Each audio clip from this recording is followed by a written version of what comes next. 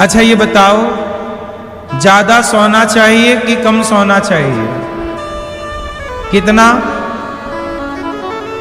कितने घंटे सोना चाहिए? स्वस्थ व्यक्ति को कितने घंटे सोना चाहिए? कितना? 8 घंटे सोइए। कितने घंटे सोइए? 7 घंटे 8 घंटे सोइए।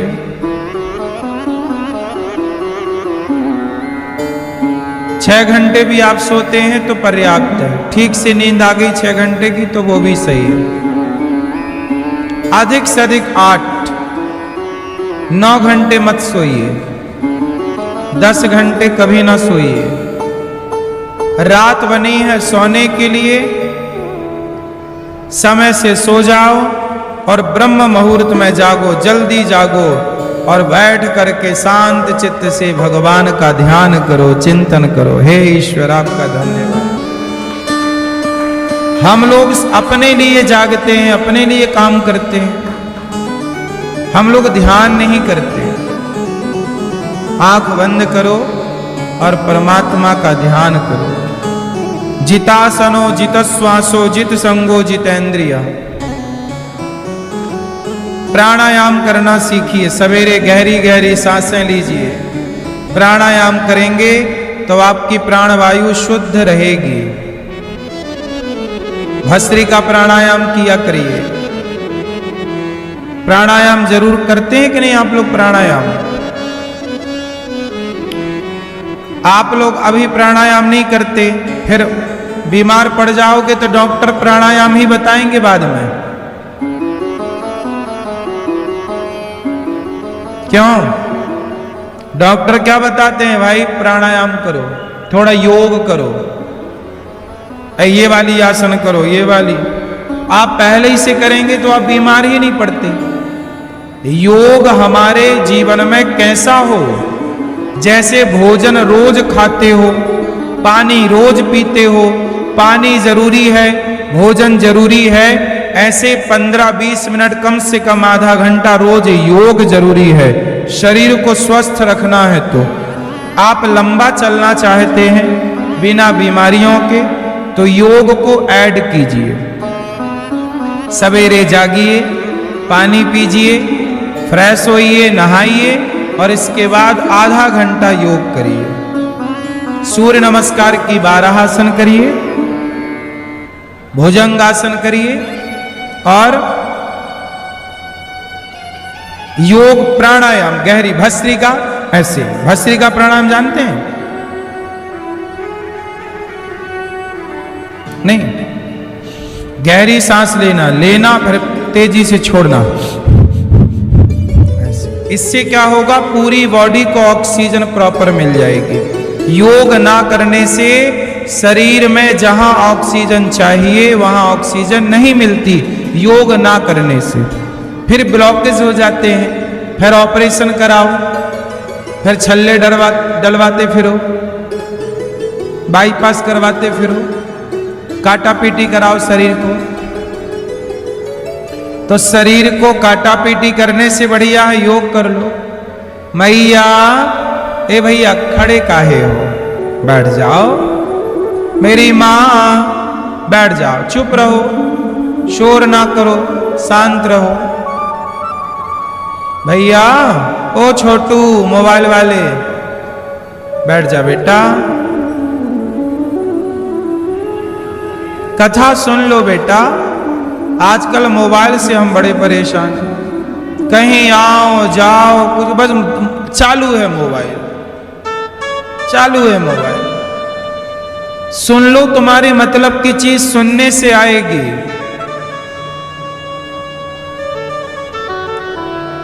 जहां मोबाइल चलाना है वहां जरूर चलाओ, पर जहां कथा में आए हो वहां केवल कथा सुनो। इससे आपका भला होगा।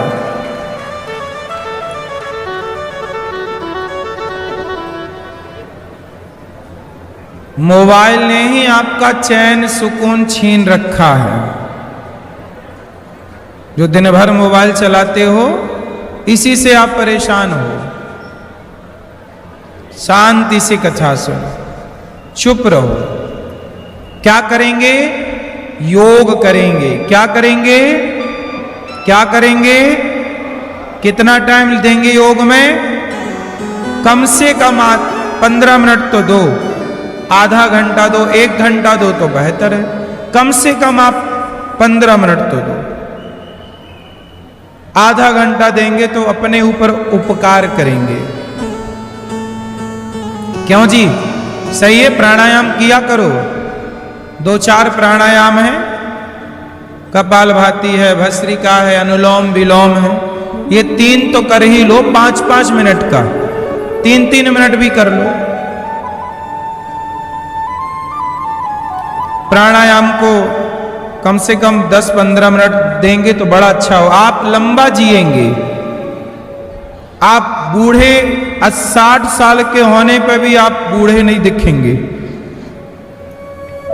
सदा जवान रहेंगे, सुंदर रहेंगे आप। प्राणायाम बहुत महत्व की चीज है।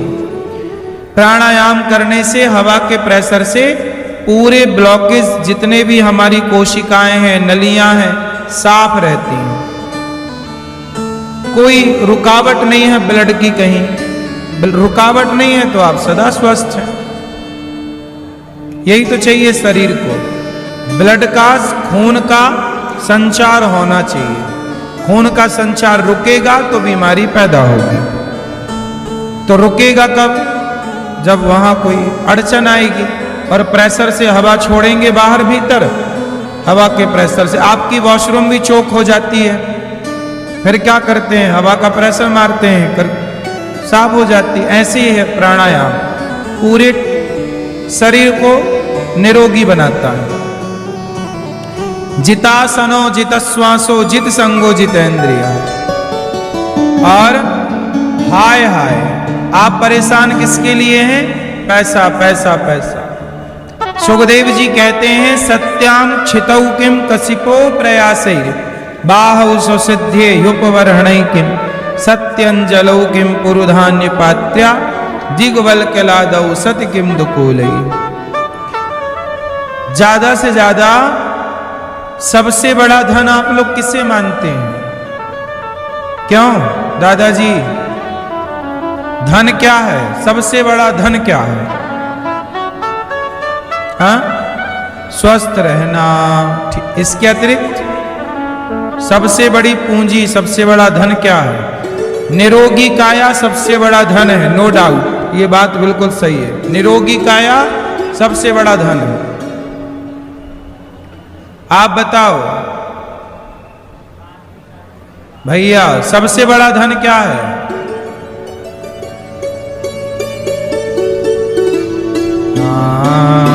ये लाल मैया सोफे पे बैठी हैं। मैया बताओ, सबसे बड़ा धन क्या है? हैं? पूजा। पूजा कौन? आपकी पड़ोसन? हाँ।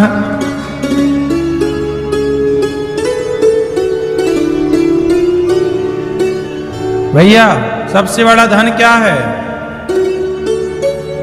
हैं? निरोगी काया, स्वस्थ शरीर हो तो गई उसकी बात, आगे भी बढ़ो। सबसे बड़ा धन, सबसे बड़ा धन, सबसे बड़ा धन,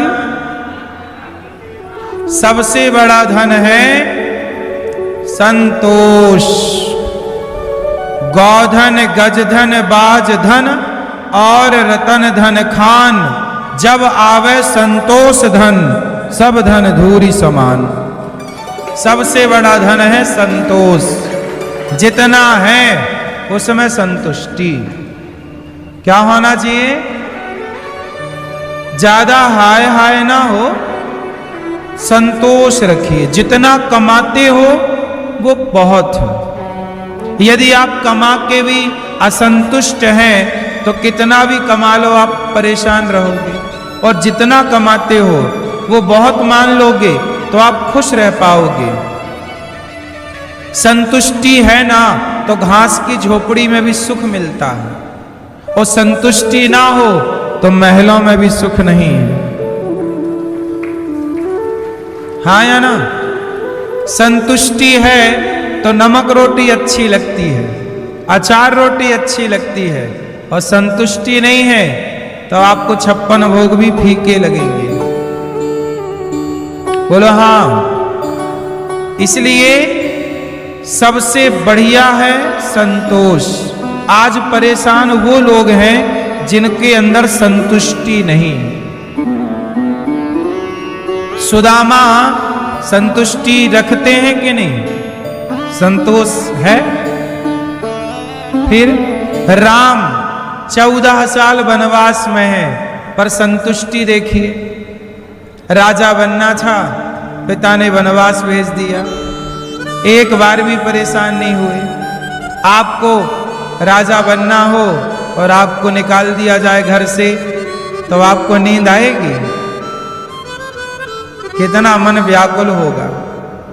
लेकिन राम जैसा आदर्श जीवन में हो, संतोष। राम बहुत संतुष्ट है। राम किससे संतुष्ट है? अपनी सौतेली माता से संतुष्ट है। राम को सौतेली माता से भी शिकायत नहीं है कि तुमने हमें वनवास क्यों भेज दिया।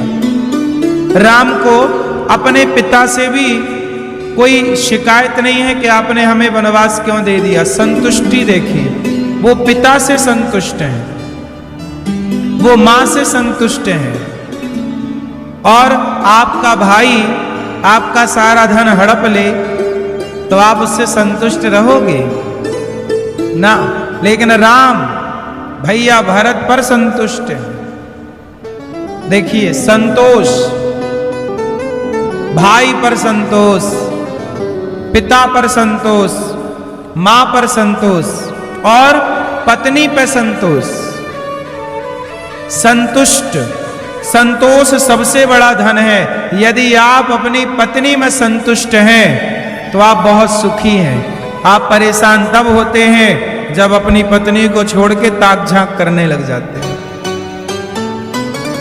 राम इतने संतुष्ट हैं कि पत्नी वनवास चली गई जब माता जानकी, तो राम जी ने यज्ञ किया। उस यज्ञ में शर्त थी कि जब तक आपकी पत्नी ना होगी आप यज्ञ नहीं कर सकते।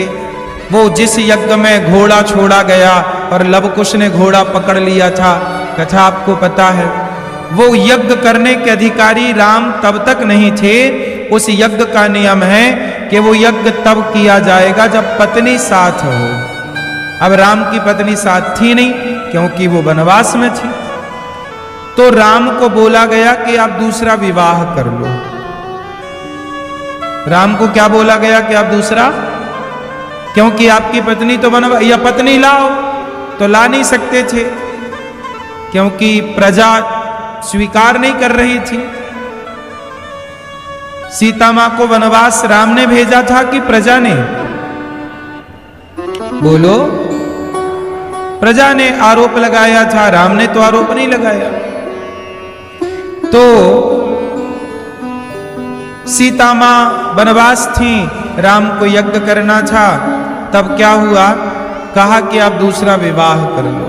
राम बोले नहीं, मेरी पत्नी मेरे पास हो या मेरे से दूर हो, रहेगी वही। मैं अपनी पत्नी से संतुष्ट हूं, मुझे दूसरी स्त्री, ये संतुष्टि।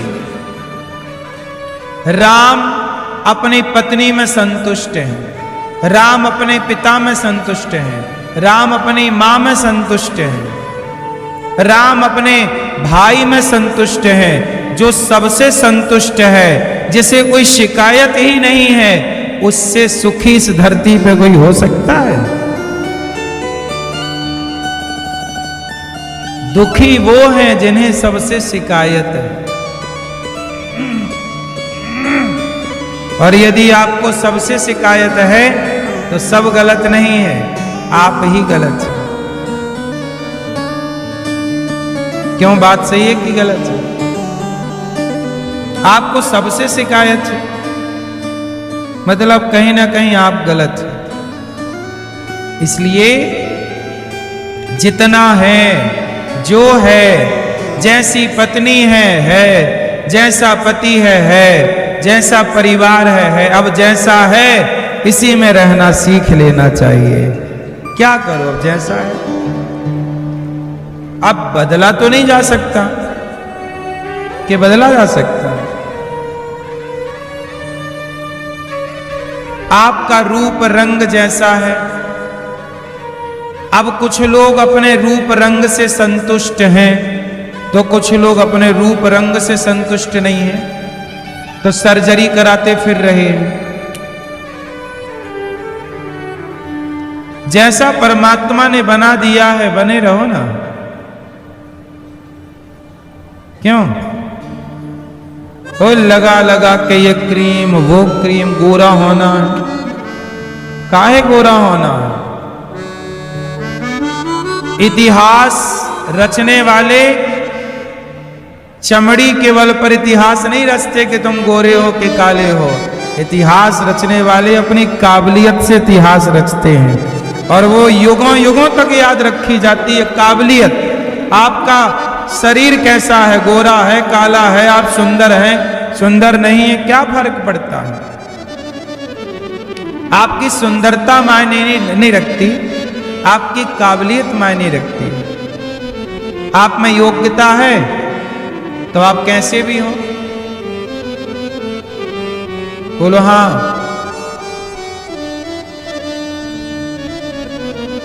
इसलिए अपने को काबिल बनाइए, चमड़ी को गोरा करने की जरूरत नहीं है। चमड़ी परमात्मा ने जैसी बना रखी है वैसी ही रहेगी। माइकल जैक्सन का नाम सुना है? माइकल जैक्सन पहले काला था, सांवला, फिर उसे गोरा होने का शौक था, उसने पूरी सर्जरी कराई। वो अपनी होठों को लाल रखने के लिए, मैंने सुना है कि वो इंजेक्शन लगवाता था होठों पे कि वो लाल रहे। उसके पास डॉक्टर की टीम थी कि उसे कोई जरा भी बीमारी ना आ जाए। उसका सपना था कि मैं 100-200 साल तक जीऊं।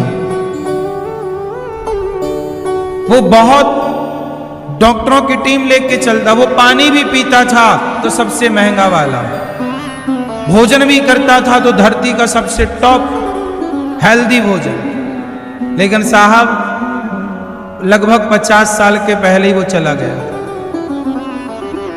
इतना केयर करने पर भी, इतना करने पर भी वो गांव के मजदूर नमक रोटी खा के 80-80 साल तक जीवित रहते हैं।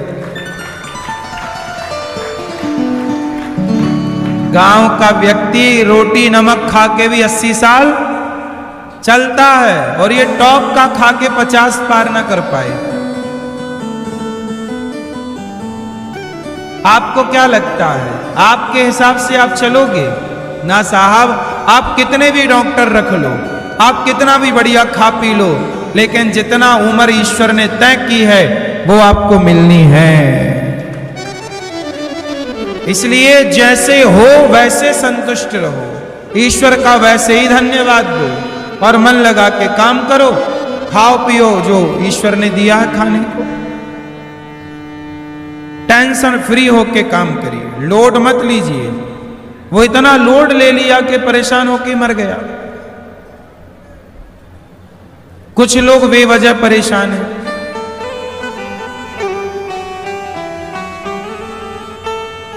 एक लड़का था क्या है, मेरे परिचित का एक लड़का, उसकी हाइट जरा कम थी, हाइट कम थी। उसने बोला, गुरुजी, महाराज जी, मैं अपनी हाइट बढ़वाना चाहता हूं। मैंने कहा योग किया कर भाई, बढ़ जाएगी। और बहुत इंटेलिजेंट, पढ़ा लिखा। मैंने कहा भाई तुम योग करो, बढ़ जाएगी। हाइट का क्या है यार, कोई छोटा है कद में, कोई लंबा, इससे क्या है? तुम काम करो, काबिलियत होगी तो हाइट वाइट मायने नहीं रखती। बोला नहीं, मुझे तो हाइट चाहिए। उसने डॉक्टरों से परामर्श किया, तो डॉक्टर्स भाई, सबको अपना फायदा चाहिए। कुछ डॉक्टर तो निस्वार्थ होते हैं, जो सही सलाह देते हैं, अच्छे डॉक्टर भी हैं इस धरती पे, पर कुछ लोग स्वार्थी भी हैं। तो स्वार्थी डॉक्टर मिल गया, बोला मैं ऑपरेशन कर दूंगा, तुम्हारे पांव को काट के और बड़ा कर दूंगा। पहले किसी ने कराया होगा, ये सर्जरी होती है एक तरह की। अब लो भैया, डॉक्टर ने बताया कि 2.5 लाख का खर्च आएगा। अब वो आदमी कमाता कितना था? 15,000 रुपए, और उसको 2.5 लाख की व्यवस्था चाहिए। जैसे तैसे करके उसने मांगा, यहां से वहां से मांग जोड़ जाड़ के 2.5 लाख किया। चला गया डॉक्टर के। हम लाख बार समझाए और लाख बार समझाए और 50 लोग समझाए, भाई गलत है, तू सही हो, बहुत अच्छा गठीला था, ताकत फुर्ती। अब सोचिए कि आप अपने दोनों पांव कटवा लें, इसे आप समझदार कहोगे कि मूर्ख? उसने एक ना सुनी। कहते ना, विनाश काले, विनाश का जब टाइम आता है ना तो लाख समझाओ, खोपड़ी में नहीं चढ़ता, समझाने वाला ही गलत लगने लगता है। अब हम लोग समझाएं तो वो हम लोगों को गलत कहने लग जाए, अरे आप ये बात मत करिए। ठीक है भैया, उसने 2.5 लाख रुपए लिए, यहां वहां से दोस्तों से मांगा और कुछ काम भी किया, उसने इकट्ठा किया, गया डॉक्टर के पास और डॉक्टर ने फिर पांव भर्ती कर लिया और काट दिए दोनों पांव। और काटने के बाद उसका एक प्रोसेस होता है, सर्जरी होती है, डॉक्टरों की भाषा है, बहुत बड़े बड़े छल्ले लगाते हैं, काट के थोड़ा सा दूर कर देते हैं, हल्का सा, एक एक इतना सा, तो हड्डी फिर वो बढ़ने लगती है। हड्डी अपने से बढ़ती है ना, तो एक प्रोसेस होगा डॉक्टरों का। पर जब इसके पांव कटे तो इसे हुआ दर्द, और इतना था भाई, पांव 2 टुकड़े हो जाए किसी के, सोचिए आप, कल्पना करिए, इतना दर्द हुआ कि इसने, अच्छा डॉक्टर बोला कि आपको पांव ऐसे ऐसे करके जोड़ना पड़ेगा, फिर काटना पड़ेगा, फिर जोड़ना पड़ेगा। अरे कुछ रहता होगा डॉक्टरों की भाषा में, मुझे पता नहीं है पूरा प्रोसेस, पर उसने पांव कटवा लिए और जब हुआ दर्द तो बोला डॉक्टर साहब आप जोड़ दो, ऐसे ही जोड़ दो। फिर डॉक्टर ने वैसे ही जोड़ दिया, और जैसे थे फिर जितनी हाइट थी उतनी ही है, 1 इंच नहीं बढ़ी, और कटवा के वापस आ गए।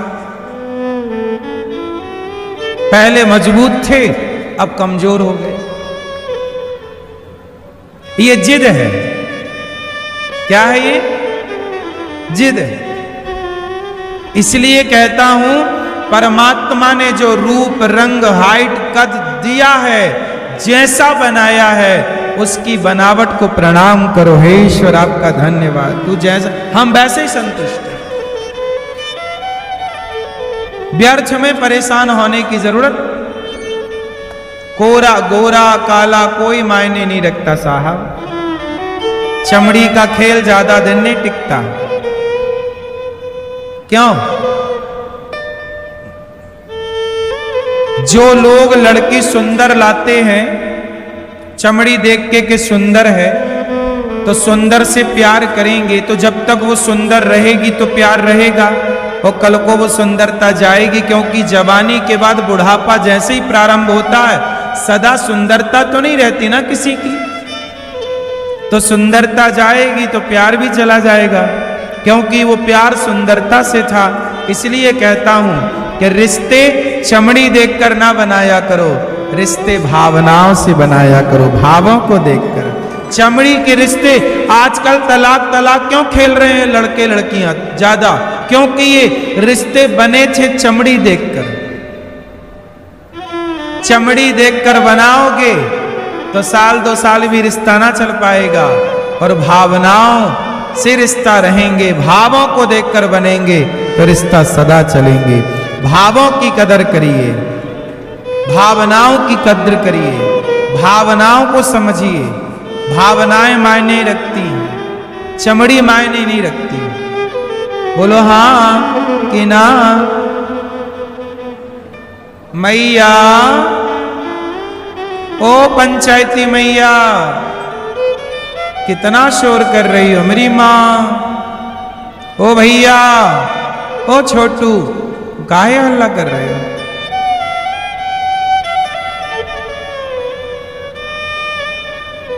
ओ मेरी माँ, शांति से बैठ जाओ, चुपचाप बैठो, शांति से, शांत रहो। सुनो,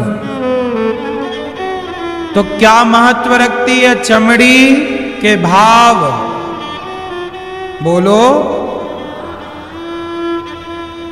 क्या? रिश्ते भावनाओं के जुड़ने से होते हैं। किससे होते हैं? इसलिए पत्नी को पति की भावनाओं का सम्मान करना चाहिए और पति को पत्नी की भावनाओं का सम्मान करना चाहिए। जैसा बनाया है विधाता ने वैसा रहना चाहिए। सही है? इसलिए संतोष क्या रखना है जीवन में? क्या रखना है? जैसा परिवार मिला, जैसा व्यापार मिला, जैसा शरीर मिला, जैसी कमाई मिली, जैसे लोग मिले, वैसे में संतुष्ट रहो। शिकायत किससे करोगे? सुन कौन रहा है यहां? करो शिकायत। आपका पति आपको गलत मिल गया, करो शिकायत। कौन सुनेगा? तुम्हारी पत्नी गलत मिल गई तुम्हें, करो शिकायत। किससे करोगे? इसलिए शिकायत करके क्या पाओगे? जो है निभाओ। सुखदेव भगवान ने कहा, जैसे लक्ष्मी चाहिए वो माया की उपासना करे, अग्नि चाहिए, तेज चाहिए, अग्नि की उपासना करे, अन्न चाहिए तो अदिति की उपासना करे, और जैसे स्वर्ग की कामना हो वो अदिति के पुत्रों की, देवताओं की उपासना करे। पर अकामः सर्व कामो वा मोक्ष कामा उदारधि तीव्रेण भक्ति योगेन यजेत पुरुषम परम। जो बुद्धिमान पुरुष है वो चाहे सकाम हो या निष्काम, जो निष्काम हो समस्त कामनाओं से युक्त, जो व्यक्ति केवल भगवान को चाहते हैं उन्हें सब कुछ मिल जाता है। उन्हें कुछ एक एक चीज की जरूरत नहीं। भगवान की आराधना करो, सब कुछ मिलेगा। सुखदेव भगवान ने राजा परीक्षित जी से कहा, भगवान की स्तुति करते करते हुए, नमः परस्मै पुरुषाय भूयसे सदुद्भव स्थान निरोध लीलया गृहीत शक्ति कृतया यदेहिना मंतर भवाया नुपलक्ष वर्तमने। भगवान नारायण की नाभि से कमल हुआ, कमल में ब्रह्मा जी हुए, और ब्रह्मा जी ने ये पूरी सृष्टि तैयार की। ब्रह्मा जी के शरीर से मनु और शत्रुपा का प्राकट्य हुआ। विदुर जी महाराज मैत्रेय जी के पास गए, भगवान विदुर जी के घर गए, छिलकों का भोग लगाए।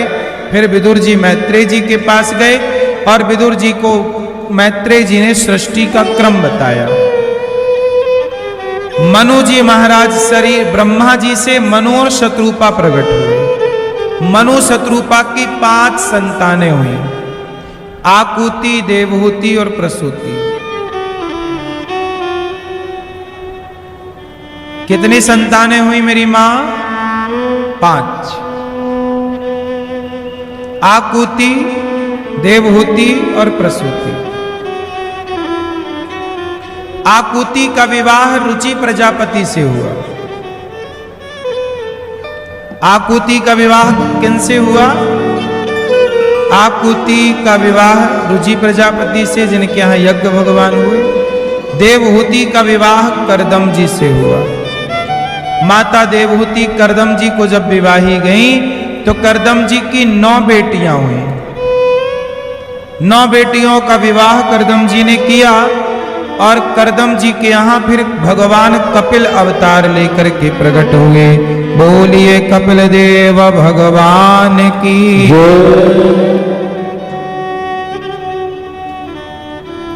कपिल देव भगवान प्रकट हुए और इन्होंने अपनी माता को सांख्य शास्त्र का उपदेश किया। ये सांख्य शास्त्र क्या है?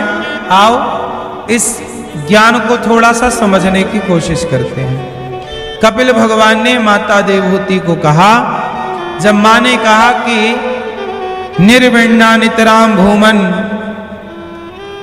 सदिंद्रिय दर्शनात् येन संभाव्य माने न प्रपन्नांधम तमः प्रभो तम त्वागताहम शरणम शरण्यम स्वभृत्य संसार तरोह कुठारम। जब माता देवहूति ने भगवान कपिल देव जी से कहा कि प्रभु तम त्वागताहम, मैं आपकी शरण में हूं, शरणम शरण्यम, मुझे स्वीकार कीजिए प्रभु। कपिल भगवान बोले, मां क्या चाहती हैं? माता देवहूति ने कहा कि प्रभु मेरा मन बड़ा अशांत है। अच्छा ये बताओ अशांति का कारण कौन है? अशांति किसके कारण होती है? मैया,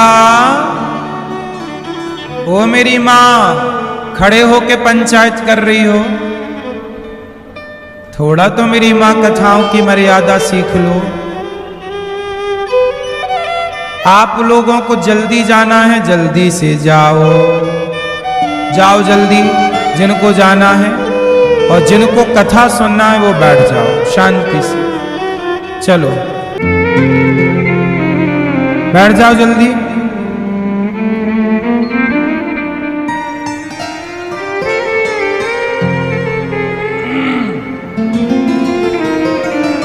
ओ पापी मन कैसा है? बड़ा पापी। अब क्या करें कि मन कंट्रोल हो? मां देवहूति ने यही कहा कि मेरा मन क्या करूं कि वश में हो जाए, कंट्रोल।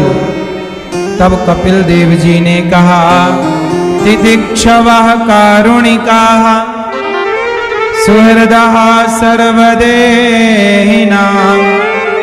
अजात शत्रवः शांत साधवः साधुभूषणः।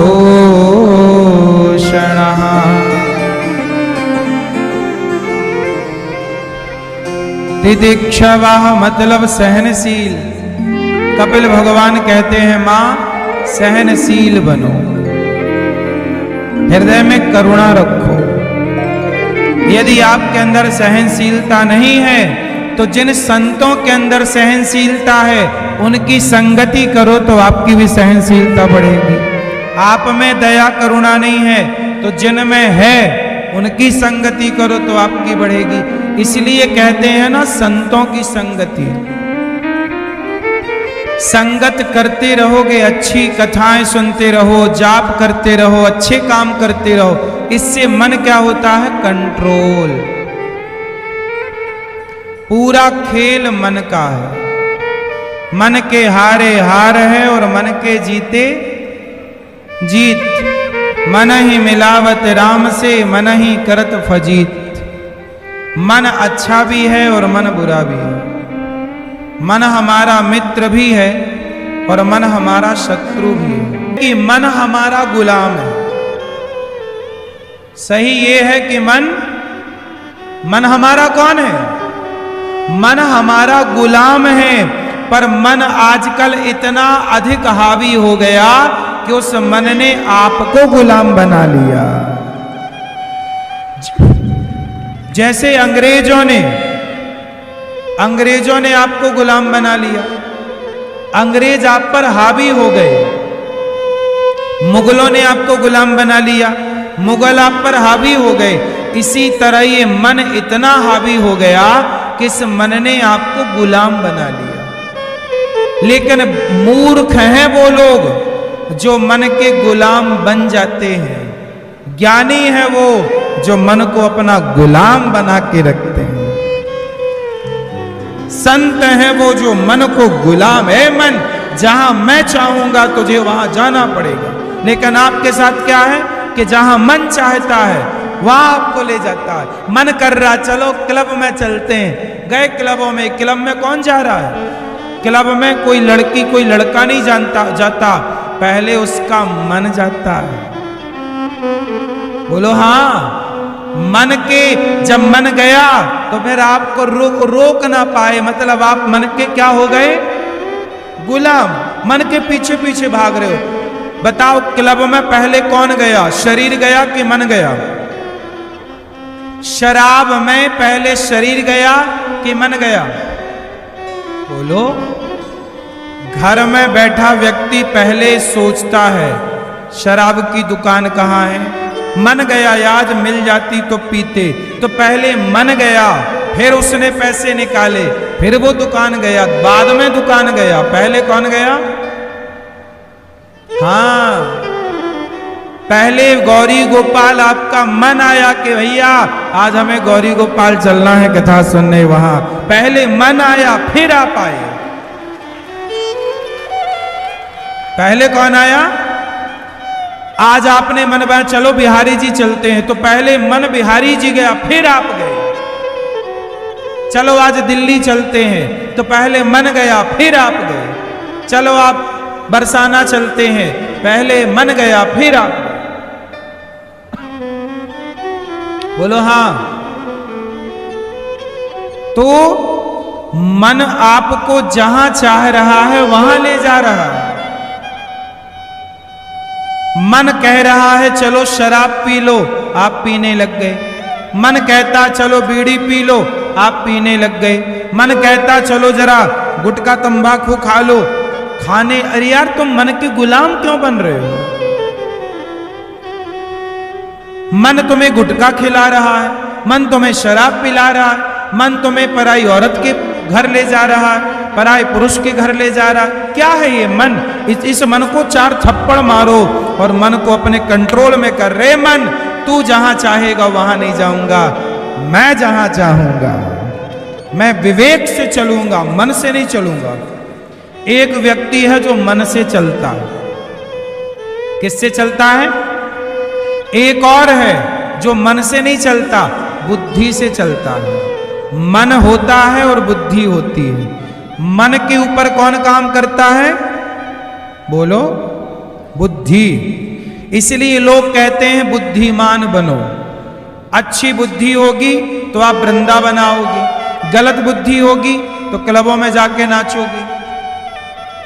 अच्छी बुद्धि होगी तो सत्संग करोगे, गलत बुद्धि होगी कुसंग करोगे।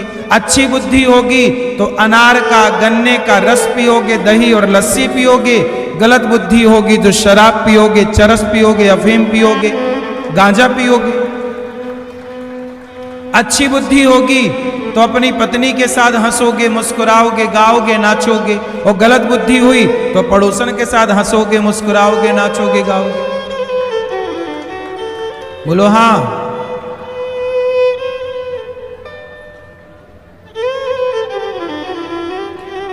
तो मन के ऊपर कौन?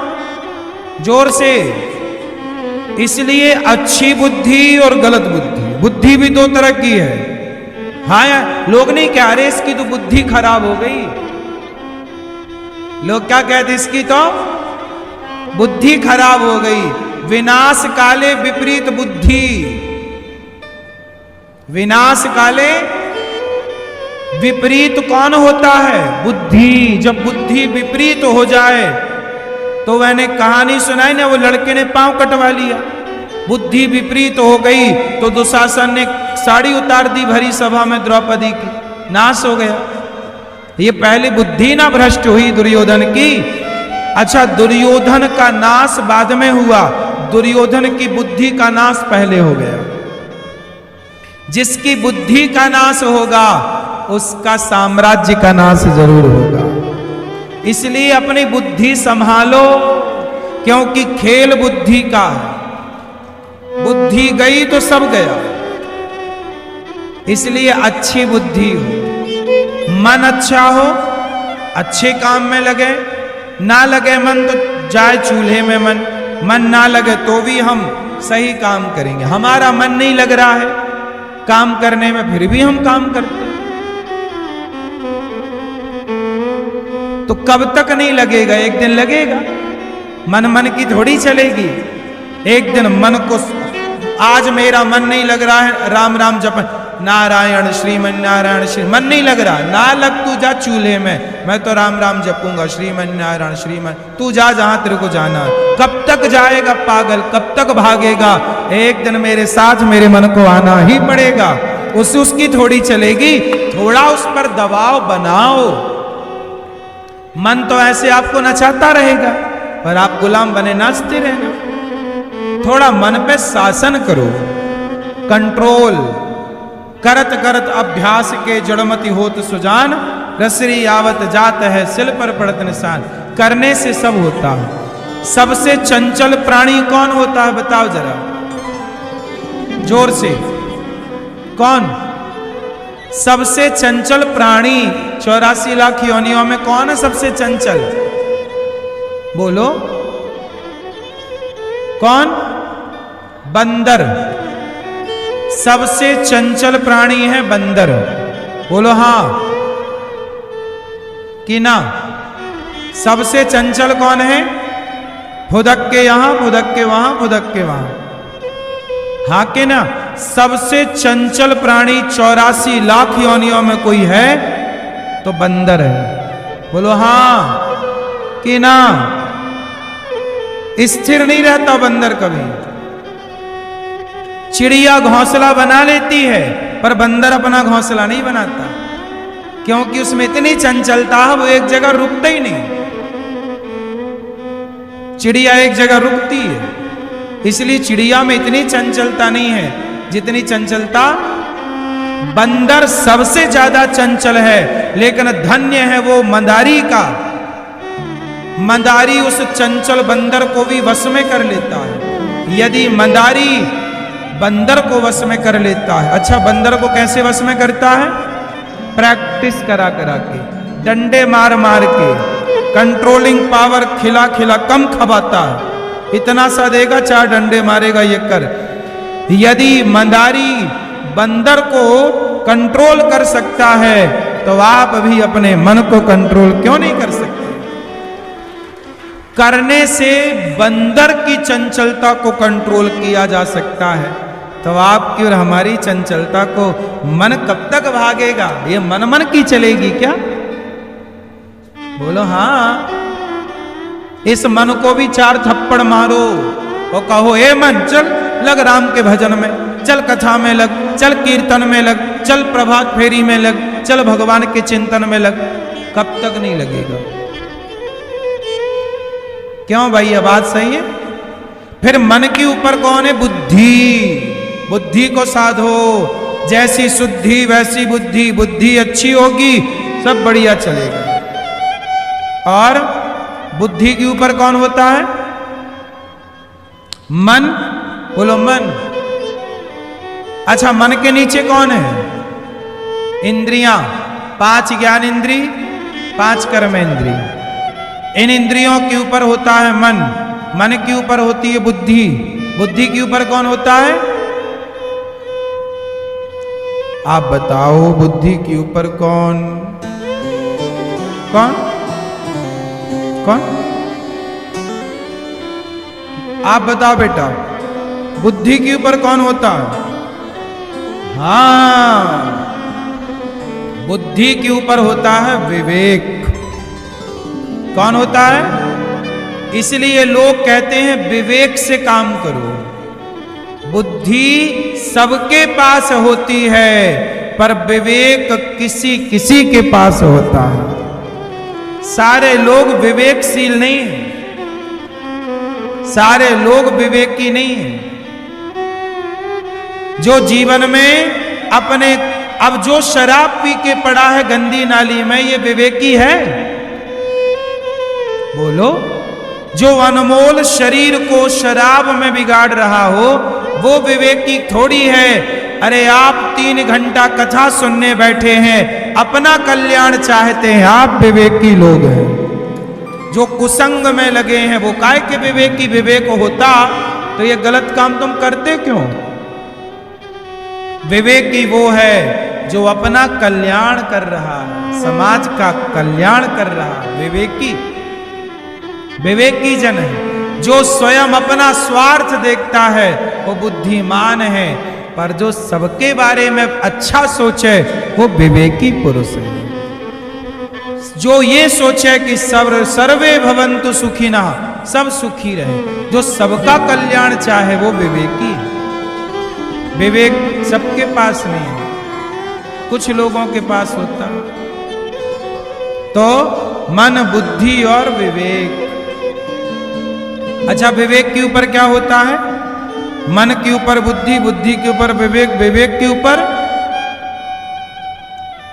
ऊपर क्या होता? पीले भैया बताएंगे क्या है विवेक के ऊपर। सोचिए, ये जो कुछ भी मैं बता रहा हूं ये आपके शरीर के बारे में बता रहा हूं, ये आपकी संरचना है।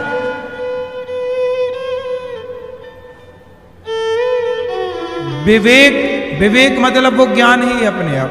विवेक के ऊपर होती है आत्मा। आत्मा है तो सब कुछ है, आत्मा नहीं तो काय का विवेक, काय की बुद्धि, काय की इंद्रियां, काय की आंख, काय का हाथ, काय का पांव। तो सबके ऊपर कौन है? आत्मा। और इस आत्मा पर शासन करने वाले का नाम है परमात्मा।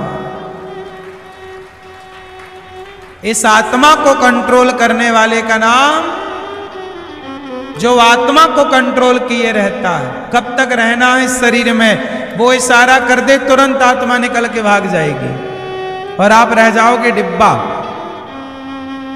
बोलो हाँ, आत्मा चली गई तो आप डिब्बा हो। इसलिए वो परमात्मा आत्मा पर शासन करता है। आत्मा उसके कंट्रोल पे है और आत्मा के कंट्रोल में विवेक है, विवेक के कंट्रोल में बुद्धि है, बुद्धि के कंट्रोल में मन है, मन के कंट्रोल में इंद्रियां हैं। आंख वही देखती है जो मन चाहता है। आपके मन का नहीं है तो आप आगे बढ़ा दोगे, मन का है तो देखोगे। तो मन जो दिखाएगा वो आप देखते हो। इसलिए कहता हूं, मन को थोड़ा समझाओ और मन को जिद ना करने दो। मन को डांट फटकार के भगवान में लगाओगे तो भला होगा, वरना ये मन नाश करा देगा तुम्हारा। रावण के मन ने सर्वनाश करा दिया। रावण का मन ही तो गया सीता मैया की तरफ। और मान लो मन की बात, इतना बड़ा ज्ञानी था लेकिन मन से हार गया। थोड़ा तो मन को कंट्रोल करता कि पराई नारी को देखना गलत है, कंट्रोल तो होता। ऐसा थोड़ी कोई दिखा और बस चले गए। कंट्रोल नहीं था तो रावण की लंका जल गई। कंट्रोल नहीं था तो रावण की लंका जल गई। तेरा क्या होगा रे कालिया?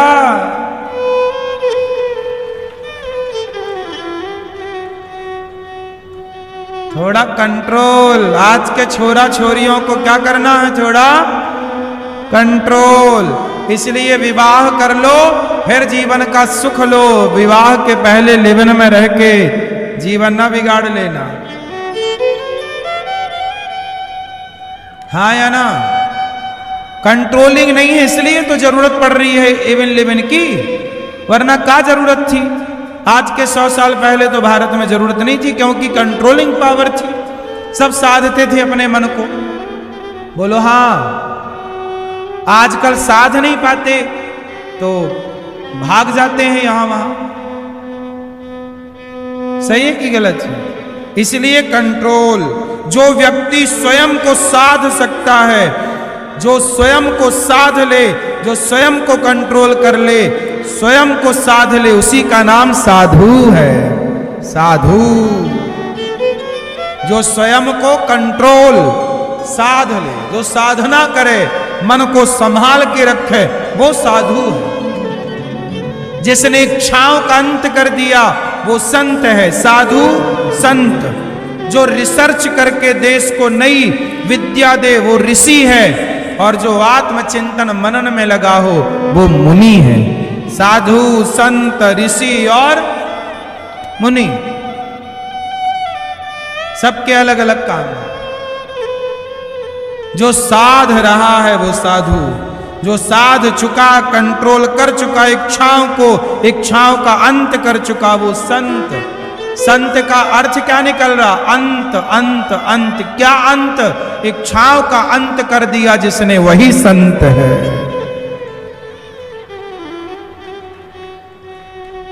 इसलिए मेरी मां, आप भी संत बन सकते हैं, आप भी साधु बन सकते हैं।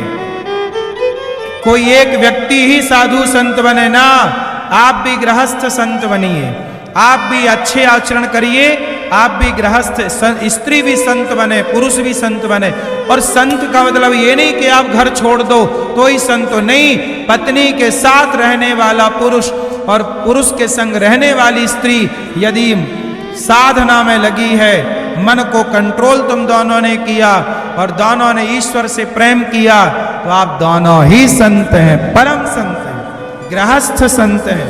आपके दर्शन मात्र से जीव का कल्याण हो सकता है। ये गृहस्थों की महिमा है साहब, गृहस्थों की भी महिमा है या नहीं? बोलो हाँ। आकाश में ना बड़ा ट्रैफिक है, पता है कौन सा? आकाश में बहुत ट्रैफिक है, बताओ काहे का? नहीं पता? सुनो, बड़े बड़े ऋषि मुनि जो इस संसार में आना चाहते हैं, वो देखते हैं मैं कैसे जाऊं जाऊं जाऊं। अब जैसे राम को आना था, राम को इस धरती पे, बोलो हाँ, राम को जब आना था तो राम किसके गर्भ से आएंगे? तो कौशल्या को चुना। कौशल्या जैसा गर्भ ना होता, कौशल्या मां जैसी पवित्रता ना होती, तो राम इस धरती पर कैसे आते? बोलो हाँ। राम जब आएंगे तो ऐसे थोड़ी कि किसी भी स्त्री के गर्भ में समा जाए। पहले वो स्त्री कौशल्या जैसी है या नहीं? क्यों मेरी मां, बात सही है? ऐसे आज भी बड़ी बड़ी आत्माएं इस धरती पे कलिकाल में पैदा होना चाहती हैं, क्योंकि सतयुग त्रेता द्वापर के ऋषि मुनि चाहते हैं कि कलयुग में जन्म मिले, क्योंकि कलयुग केवल नाम आधारा, भगवान के नाम के बल पर तर जाएं। पर कलयुग में अब कुछ स्त्रियां, कुछ पुरुष अब लिविन में रहोगे तो तुम्हारा गर्भ कैसे पवित्र रहेगा? आप जितने मर्यादा में स्त्री पुरुष रहेंगे, तुम्हारे गर्भ से उतनी पुण्यात्माओं का जन्म होगा, और तुम्हारा गर्भ जितना बिगड़ जाएगा उतने फिर गलत लोगों का जन्म हो जाएगा।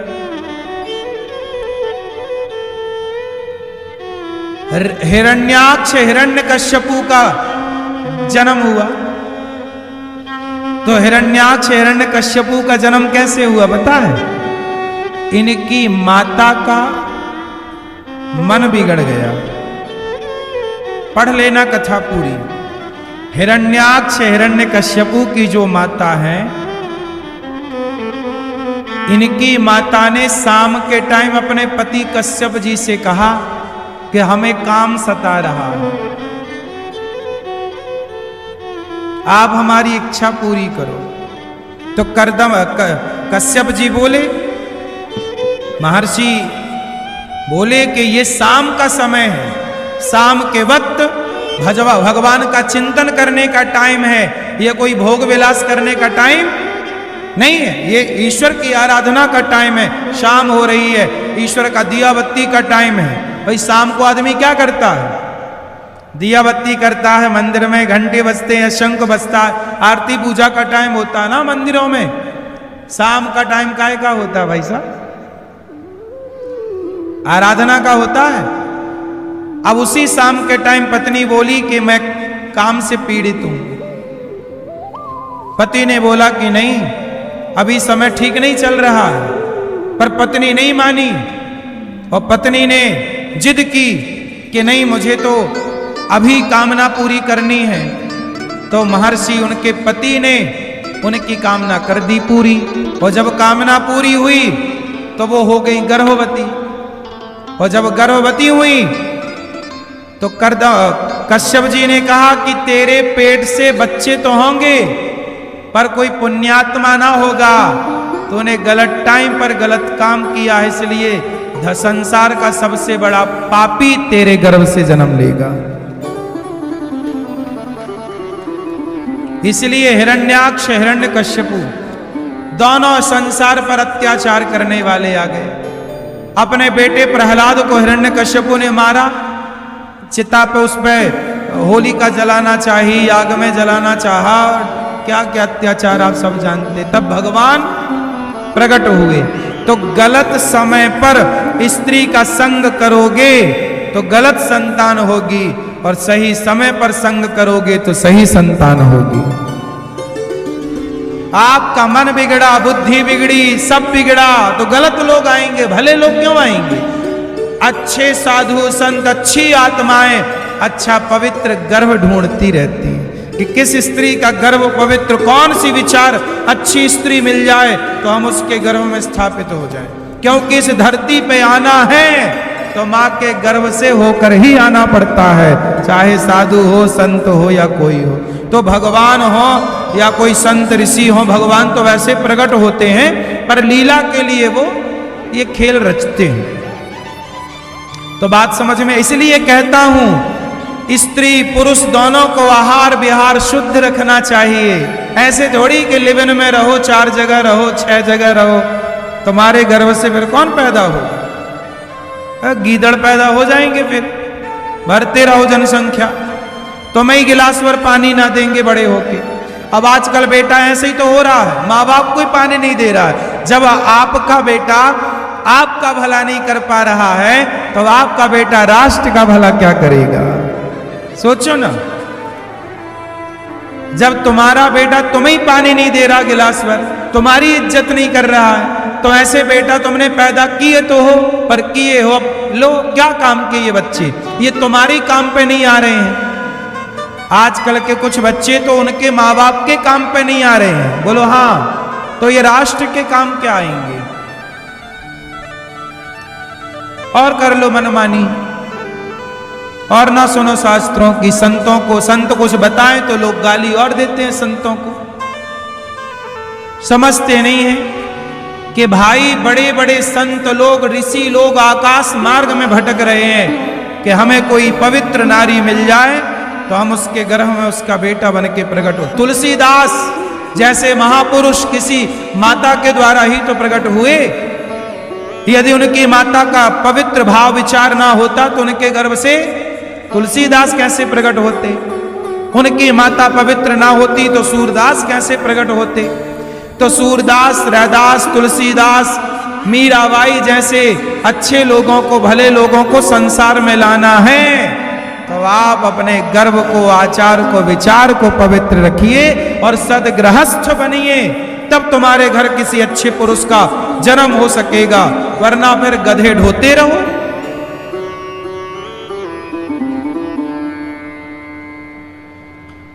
जननी जने तो भक्त जने,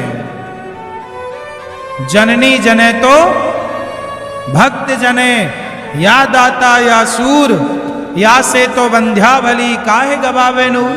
स्वामी विवेकानंद जी की माता, रामकृष्ण परमहंस जी की माता, अब बताओ ये माताएं कोई सामान्य माताएं हैं? शिवाजी की माता, बोलो, शिवाजी की माता, ये कोई सामान्य माताएं हैं? ये माताएं इतनी पवित्र थीं कि इनके पवित्र में इस धरती के सबसे महान पुरुष पैदा हुए, जो अपने आप में किसी संत से कम।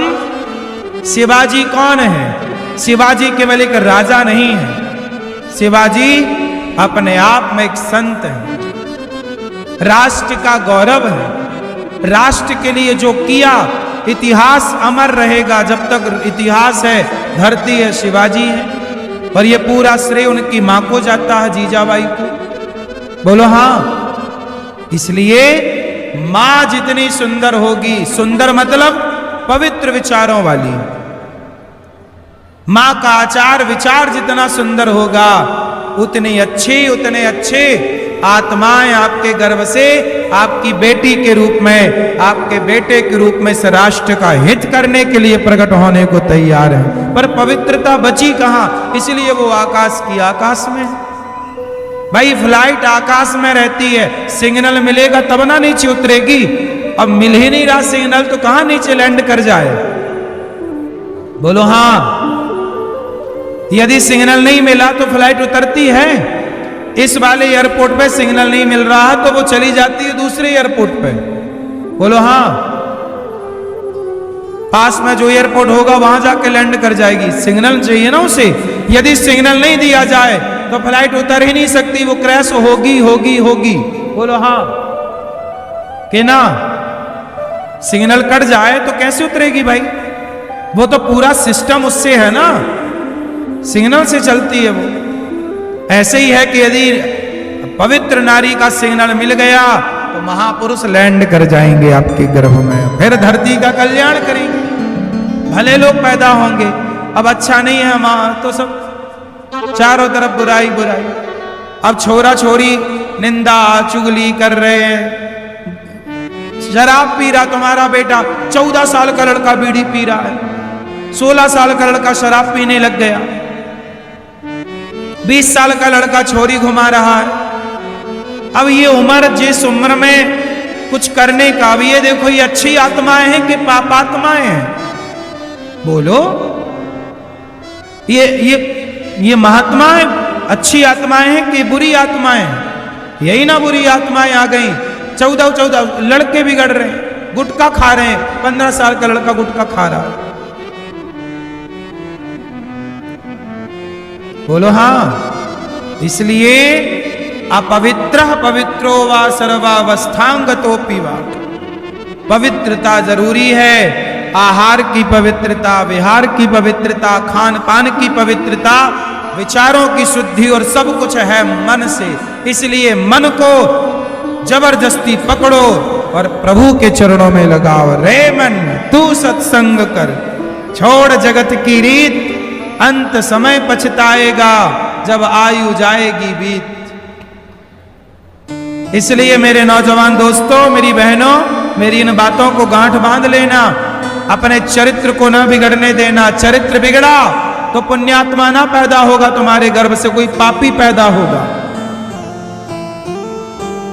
चरित्र बिगड़ेगा तो कौन पैदा होगा? पापी, पुण्यात्मा ना होगा। यदि अच्छी संतान, ध्रुव प्रहलाद जैसी संतान, राष्ट्र निर्माण की संतान चाहती हो या चाहते हो तो आपको पवित्र रहना होगा, चरित्रवान रहना होगा। किसी चरित्रहीन के गर्भ से कोई पुण्यात्मा नहीं आता। बोलो हां।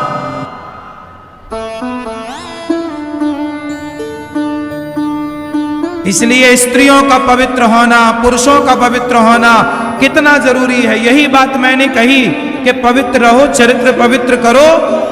तो कुछ न्यूज वालों ने मुझे महीनों तक गालियां दी, बिठा बिठा के डिबेट कराते रहे। अनिरुद्धाचार्य ने ऐसा क्यों बोला? तो अनिरुद्धाचार्य नहीं बोलेगा तो तुम्हारे पिताजी बोलेंगे ऐसा?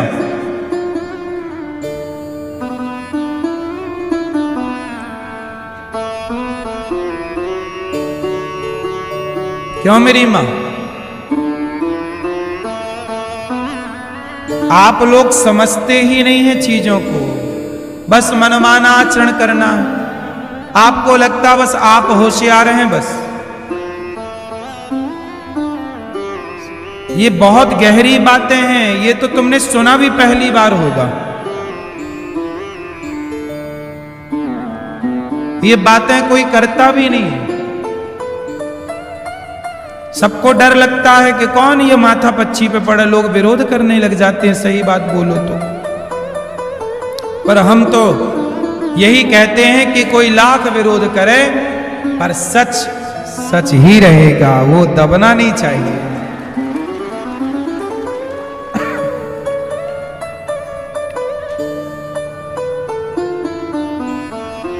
कपिल भगवान के दिव्य ज्ञान से मां सिद्धा नाम की नदी बनकर बह गई। कपिल देव जी ने आचमन किया। बोलिए कपिल देव भगवान की। मनु जी महाराज की तीसरी बेटी हुई प्रसूति। प्रसूति का विवाह दक्ष से हुआ। दक्ष की सबसे छोटी बेटी का नाम सती।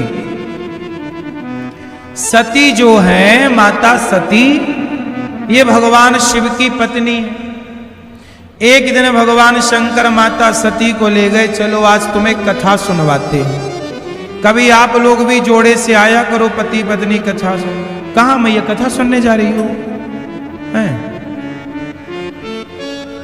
कहाँ? अच्छा पाकिस्तान। अच्छा बिहारी जी के दर्शन करने। हमें लगा ठीक, राम राम, आना जल्दी।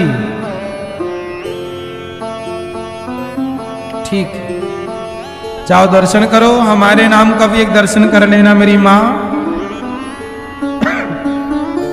हम बिहारी जी जा नहीं पाते रोज रोज, आप लोग ही जाए करो तो दर्शन हमारे नाम को भी एक बार आंख मूंद के खोल लिया करो। ये दास अनिरुद्ध के नाम को दर्शन। सुनो, भगवान शंकर अपनी पत्नी माता सती को लेकर गए, चलो कथा में। शंकर जी ऐसे हैं कि पत्नी को जबरदस्ती कथा सुनवाते हैं। पति कैसा हो ऐसा ही हो। चलो कथा में, चलो सत्संग में, चलो भजन में, चलो कीर्तन में, चलो अच्छी जगह चलो। आजकल आप लोग अच्छी जगह कम जाते हैं, बुरी जगह ज्यादा जाते हैं। क्यों मैया? आजकल मैयाएं कहाँ ज्यादा जाती हैं? किट्टी पार्टी में जा रही हैं, इस पार्टी में जा रही हैं, उस पार्टी में जा रही हैं, इस वाले मॉल में जा रही हैं, उस वाले मॉल में। यहाँ खड़े होके चाट पकौड़ी खा रही हैं, वहां खड़े होके खा रहे हैं लड़का। समय का दुरुपयोग ना करो। अपनी इस जिह्वा पे कंट्रोल, कुछ भी ना खाया करो। कुछ लोग होते दिन भर खाते हैं, दिन भर खाते हैं। हाँ या ना? जो मिल जाए खा लिया, मिल जाए खा लिया। आदमी हो कि इंडिया गेट हो, हैं? तुम्हारा पेट है कि इंडिया गेट है? इसलिए मेरी मां खाने पीने पे कंट्रोल, जिह्वा पे कंट्रोल। पहला जिह्वा पे कंट्रोल, दूसरा शंकर जी माता सती को ले गए, चलो कथा में। माता सती ने कथा सुनी ही नहीं, पूरी कथा हो गई। माता सती ने कोई श्रद्धा से कथा नहीं सुनी। जब कथा को श्रद्धा से ना सुना जाए तो डाउट रह जाते हैं। जो व्यक्ति कथाएं सुनेगा उसके अंदर कोई संदेह नहीं रह जाएगा, सारे डाउट्स क्लियर हो जाएंगे। पर आपको महीने 2 महीने कंटिन्यू सुनना पड़ेगा, सारे डाउट्स क्लियर हो जाएंगे। अब डाउट्स क्यों हैं, संदेह क्यों है ईश्वर को लेके? क्योंकि कथा नहीं सुनते। कथा नहीं सुनते तो संदेह है। तो माता सती ने कथा तो सुनी नहीं। अब जब नहीं सुनी तो माता सती को हो गया संदेह। किस पर हो गया? राम पर। राम पर संदेह कब हुआ? जब भगवान राम सीता मैया की खोज में लगे थे। हे सीता, हे खग मृग, हे मधुकर श्रेणी, तुम देखी सीता मृग नैनी। राम लगे रोने, हे सीता मेरी पत्नी कहाँ चली गई सीता।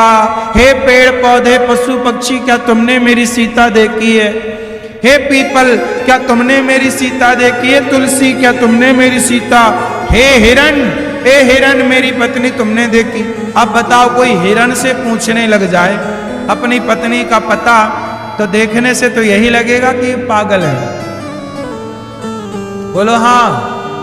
उस समय राम जो कर रहे थे वो देखने वाला कोई भी होता, वो तो शंकर जी ने देखा तो जान गए कि ये भगवान है और लीला कर रहे हैं, क्योंकि शंकर जी कथा सुने थे। अब कई बार आप लोग कहते हो यार भगवान ऐसा कैसे कर, भैया भगवान, कई लोगों को डाउट हो जाता है राम भगवान नहीं है, इन्होंने ऐसा किया। आप लोग इसलिए डाउट कर लेते हो क्योंकि भगवान की महिमा नहीं जानते। भगवान कुछ भी कर सकते हैं, वो परम ज्ञानी हैं, परम अज्ञानियों जैसा व्यवहार कर सकते हैं। और जब वो भगवान अज्ञानियों जैसा व्यवहार करेंगे तो आपकी खोपड़ी घूम जाएगी कि ये कैसा भगवान, इससे बढ़िया तो ये बच्चा कर रहा है। भगवान ऐसा करते हैं कि माता सती की बुद्धि घूम गई, शंकर जी समझ गए कि ये भगवान है। अब बताइए, आज यहां कोई आदमी किसी पेड़ पौधे से जाके लिपट के रोने लग जाए और कहे कि हे पेड़, क्या तुमने हमारी पत्नी देखी है?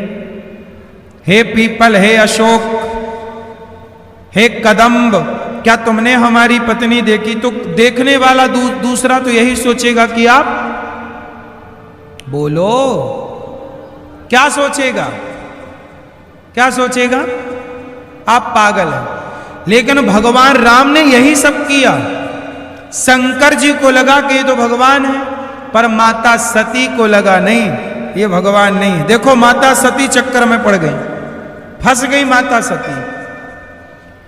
माता सती फंस गई। भगवान शंकर समझाने लगे, देवी ये भगवान है। माता सती बोली भगवान नहीं है। भगवान होते तो पेड़ पौधे से अपनी पत्नी क्यों पूछते? भगवान तो अंतर्यामी है, वो सब जान लेते हैं। मेरी पत्नी कहाँ, रावण ले गया इनकी पत्नी को, मैं जानती हूं, तो भगवान नहीं जान सकता? शंकर जी बोली ये सब जानते हैं, लीला कर रहे हैं। माता सती एक ना सुनी। खूब समझाए भगवान शिव कि ये भगवान है, लीला चल रही है। भाई अभिनय क्या होता है? अब पिक्चरें बनती हैं, मूवियां बनती हैं, तो उन मूवियों में जो अभिनेता होता है वो अभिनय करता है। वहां हंसने का अभिनय है तो वो हंसेगा, और रोने का अभिनय है तो रोएगा। अब वो रोता है, जब रोता है तो लोगों को लगता है ये क्यों रो रहा? भाई वो अभिनय कर रहा, वो फिल्म की शूटिंग चल रही है, वहां रोने का हिस्सा है। उसी तरह राम ये सब खेल कर रहे हैं, लीला जान सब रहे हैं, पर बने अज्ञानी। क्यों? क्योंकि अज्ञानी का अभिनय कर रहे हैं। अब आपको अज्ञानी का अभिनय मिल जाए तो आपको उस समय ज्ञानी का अभिनय तो आप नहीं कर सकते ना साहब। उस समय आप जितना बेहतर अज्ञानी का अभिनय करोगे, आप उतने अच्छे एक्टर माने जाओगे कि भाई क्या रियल इसने काम किया है। ऐसे ही राम इतने रियल अभिनय कर रहे हैं अज्ञानता का कि माता सती डाउट करने लग गई। माता सती का डाउट कह रहा है कि राम का अभिनय बिल्कुल ओरिजिनल है या नहीं? हाँ सीता, सीता कहाँ हो, सीता कहाँ हो, हाँ सीता, हाँ सीता, हाँ सीते, सीते, रो रहे राम। वो परमात्मा जो चुटकी बजाए तो संसार खड़ा हो जाए, दूसरी चुटकी बजाए तो प्रलय हो जाए, वो रो रहा है। क्योंकि यहां रोने का भी नहीं। आप लोग डाउट करने लगते, ये कैसा भगवान? भगवान को, अच्छा ये बताओ, ये संसार को किसने बनाया? जोर से, जोर से। विज्ञान इतनी तरक्की कर गया, क्या एक आंख बना सकता है ओरिजिनल विज्ञान अपने तरीके से? बोलो, एक भी आंख बना सकता है क्या? लेकिन परमात्मा ने 2 आंख आपको दे दी, और आज इतना एडवांस विज्ञान एक आंख नहीं बना सकता ओरिजिनल। कि किसी की चली गई तो वो अपने से बना के लगा दे और उसमें दिखने लग जाए। नहीं ना, विज्ञान आंख बनाता